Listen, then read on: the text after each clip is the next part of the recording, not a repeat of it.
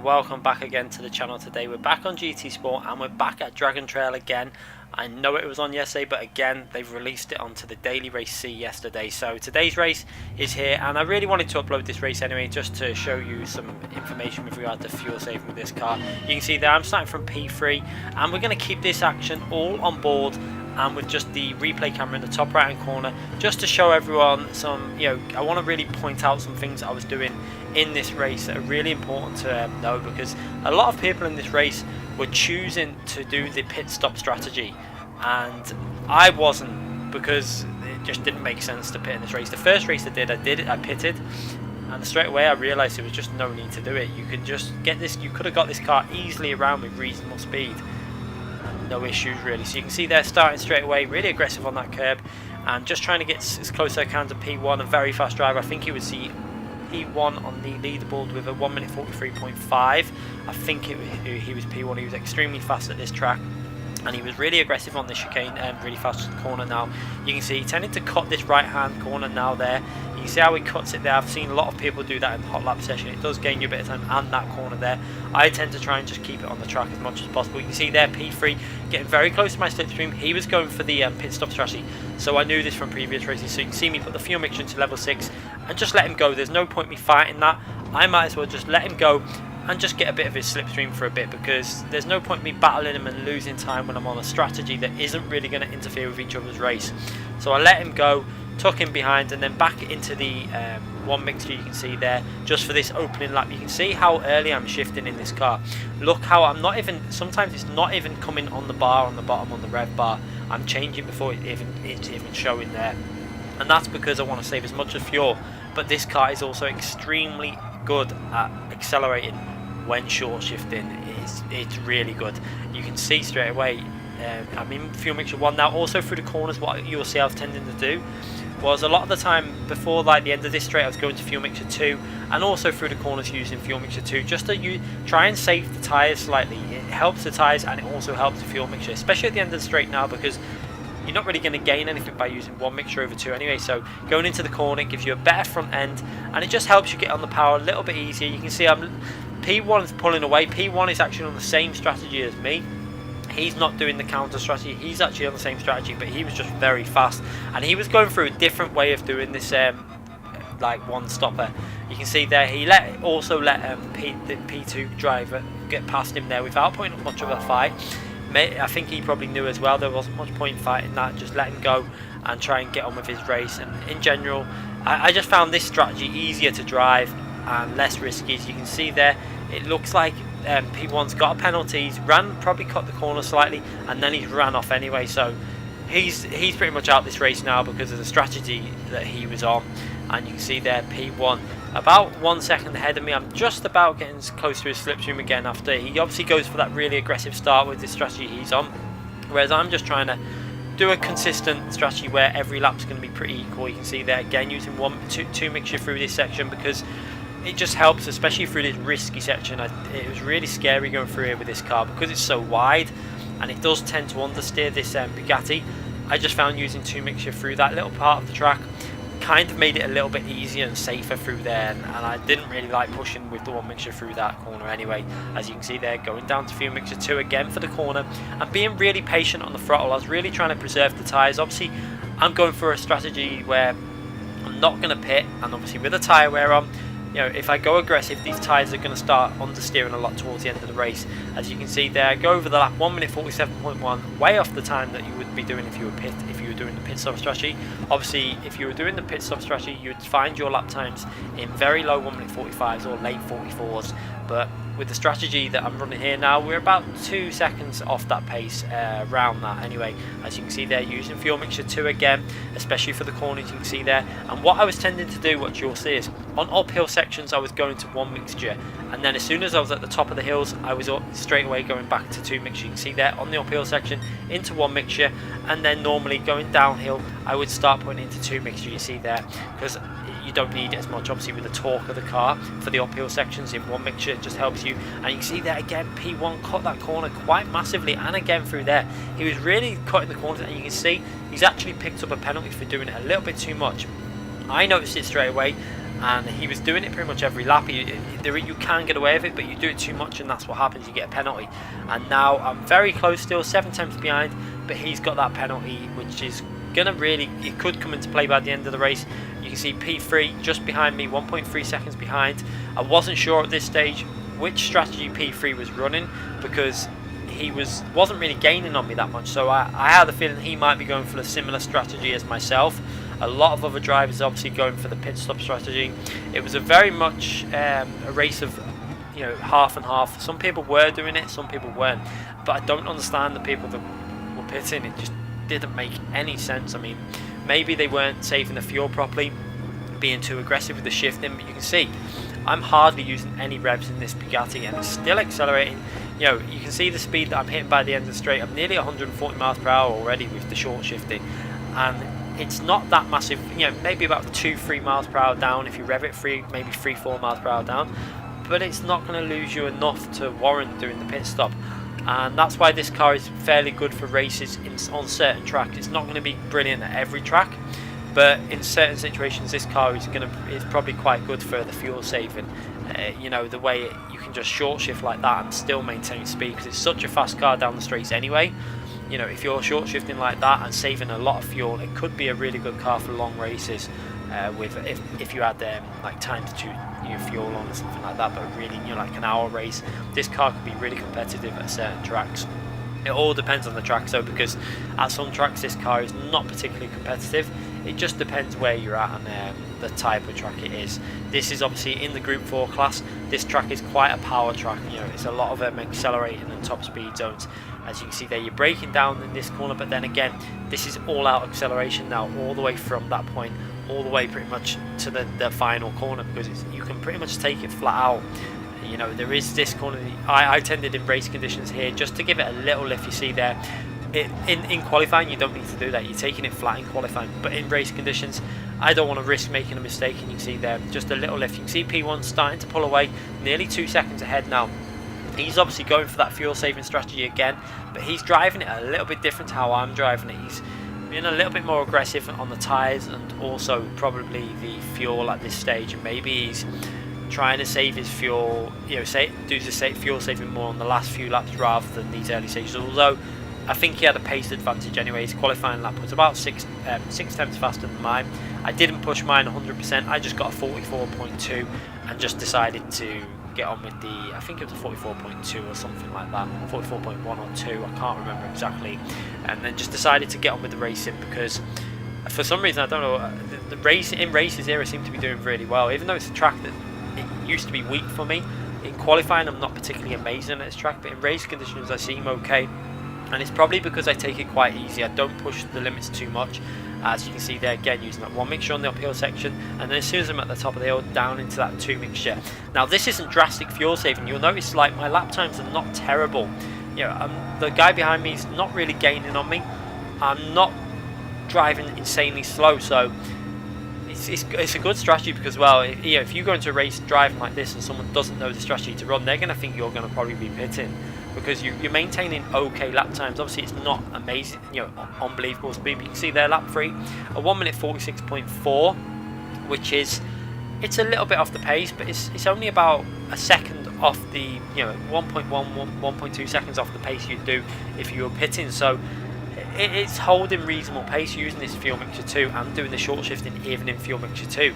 You can see there, even when I save it in fuel mixture 2 and short shift, it still accelerates reasonably well, this car.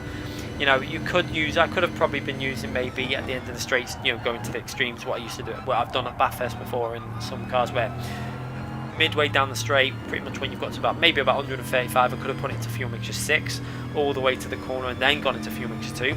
Probably would have saved a little bit more fuel doing that way, but I just chose to do it this way, just keep it a little bit more simple, and it's less things to mess with on the steering wheel as well. You know, one thing I don't want to do is be messing that much that I make an error, so this is a really simple way of doing it. It's just, before I get to the end of the straight, put it into fuel mixture 2, short shifting, and then on the uphill sections I was tending to use 1 mixture, and even now that I was tempted to use 1 mixture there, but I decided there's no need to. I've got P3 covered here at the moment, there's no point me wasting fuel. I just wanted to, you know, I knew P1 probably had a pace advantage over me, so there was no point me really being aggressive, I'm worrying about his pace too much in this race. I might as well just concentrate on getting a good result for myself. You know, this track was very good to me last night again. My drive rating has gone up even more. I'm very, very close to getting to that maximum DR rating again soon. Hopefully I'll have that soon. As you can see there, I wasn't aware at this point also how much penalty he would have got for that corner cut. It would have probably only been a 3-second penalty. I'm not too sure. It depends how drastic they are, because if you cut a corner too much sometimes, the game will give you a 10-second penalty. It's just about luck really. You can see there now, most of the people that have already pitted that are on the strategy. So I actually thought at this stage that the third place driver must have been on the same strategy as me, because I don't understand that, you know, you wouldn't really go to this far in the race if you wasn't planning on pitting, unless you know you realised late that you wasn't going to be able to make it. As you can see there, he's about 1.7 seconds behind. He's not really making any gain, so I was convinced at this point I've got a race on me. You know, the guy behind might be able to push me to the end here, and I've got to try and see if I can close or hold the gap to P1 slightly. As you can see there, going down the straight now, and if you have a little look in the mirror, you can see there P3 has gone in the pits, which was really strange. Let's see how much fuel. He only had 12% fuel left, and compare that to what percent mine's left. You can see I'm on 34%, so I had managed to save 22% more fuel up to that point than he had. And I don't know, I mean, people, they must be revving the engine too much, or, you know, not using the mixed fuel mixtures, the different settings you can use, because I don't understand how someone can use that much more fuel than you, and, you know, he's a reasonably fast driver. I've driven him against him at other tracks, so maybe they weren't short shifting this car enough, and that's why I wanted to get this video out, just to let everyone know, you know, this car can be short shifted really drastically and maintain reasonable speed. It's close to being, you know, the BMW type that before they patched it, that type of fuel saving, but it's not as drastic as that. This is probably a bit more realistic with the way this engine has been nerfed down, obviously, because it's such a powerful engine that, you know, it's been BOP'd quite drastically, so that's why this car is probably quite good at fuel saving, and obviously just using really low on the short shift that you can see. Also, using 2 mixture with this car is just a really good, I found it really good, because although it's not quite as fast, it gave the front end quite a nice positive feel to it, whereas with 1 mixture it tended to understeer a bit. With 2, it just felt a little bit stronger through the corners. As you can see there, got a little bit of understeer, clipped that wall there. Obviously the tyre's starting to get a bit of wear now. You can see that on the tyre wear dial. You can see the fronts are starting to wear a bit, but it's fairly equal wear around the car. You know, the fronts are not massively more worn than the rears. It's just a little bit more worn. Obviously the more the race goes on and the more the understeer kicks in, the fronts will start wearing a little bit more, but so far the car felt really nice. It wasn't driving, you know, erratic. It's a very easy car to drive, I find anyway, so it's probably a very good car to use if you're struggling with like rear end grip, because this car just sticks to the tarmac. It's so easy to drive. It does have a little bit of understeer, but if you learn to deal with that understeer, you can drive it reasonably fast. As you can see there, P1 just, it's not really pulling away now. He's staying pretty much static now, this gap. So he's obviously done the aggressive driving, and now he's probably into a little bit more aggressive fuel saving than what I am, and that's why it's pretty much static, because he was faster at his track. There was no doubt about it. He had an advantage. I think some of his pace advantage was going through these corners now, where he was really getting tight and then cutting that. You can see it again there. He gets all the way over the curb and cuts it quite drastically, and then again on this corner he cuts a little bit there. And I've seen, you know, like I say, I've seen people doing it on the top 10 stars, but I just don't like the idea of that. Especially if I'm hoping if they ever have an FIA event here, that they will put the bollards up there now, because it shouldn't really be allowed if you're cutting that much, you know, over the curbs. I know he got a penalty for it, but there was a lot of the times that he probably wasn't getting a penalty, but pretty much everyone does it though, so you can't really complain about it. But I don't know whether I don't really like doing it anyway, because sometimes in certain cars it can kick your over the curbs. It tends to be quite aggressive for myself, whereas when I watch other people doing it, they just smoothly go over the curbs as if they're not there. So it is quite strange, but I tend to just go for the safer route, just keep it on the track and just try and keep it smooth. As you can see there, going through the final corner again, using that 2 mixture, and pretty much static again. See, he's not really pulling away at this point.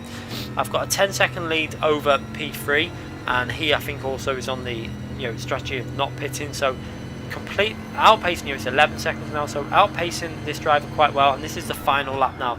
I've just got to try and keep it cool and just try and see if I can come home in second position. Obviously, I wanted to try and get a reasonably good last lap, because I don't know what penalty P1's got or whether he's built up any other penalties, because the way I could see that he was driving over the curbs, I didn't know whether he'd picked up any more penalties or any other penalties anywhere else. If you're driving like that, you do tend to pick them up, and if you get over, if you get to like 8 seconds, 9 seconds, it does take quite a while to get rid of it when you go to the finishing line. So you can see I'm trying to maintain the gap to around 3.1 seconds. It's managing to stay same. Went a little bit deep into that corner now that the understeer's kicking in, and you can see, probably because I was using one fuel mixture as well, it started to understeer a bit, but that's because I've got enough fuel now to do this to the end. As long as I short shift, I've got quite reasonable fuel to pretty much get to the end with just using a lot more one than what I was doing through the rest of the race. So going into the final tricky section, this is the only section where people can make an error. So I've just got to try and get through here nice and clean without making any errors, trying to keep it clean into fuel mixture 2. Even though I could have used 1 probably for this bit, I decided to put it into 2 there just to make sure. And as I come around this corner, P1 has hit the wall. He's made the error that a lot of people do, and I've managed to get myself into P1, so that was quite surprising. It's unfortunate for the P1 driver, but I'll take that, because going into the final corner, I've got a nice little gift that has given me the win in this race, and that's half because I've just taken it easy and not taking any risks. As you can see there, going over the line and it's 3 seconds ahead, and I think he also ran wide out of the final corner. His car looked like it was just understeering massively. So let's just have a little look as I take the win there. What happened to P1 as he goes through this corner? He looks all settled now. He gets very close to that barrier. I don't know if he hit the barrier and it's cost him understeer. You can see he's clipped that right hand side and it's just dragged him into the wall. Not the nicest of crashes, and he's probably got a penalty along with that. I think when he did that, he got a penalty. So luckily for myself, I get a P1. I didn't really expect it, but I'll take it. I just drove it smooth. You can see how many other people have penalties for either corner cutting or incidents. I actually managed that without getting a single penalty, which was quite nice. One thing I'm going to show you now, though, is the tyre wear between myself and P2.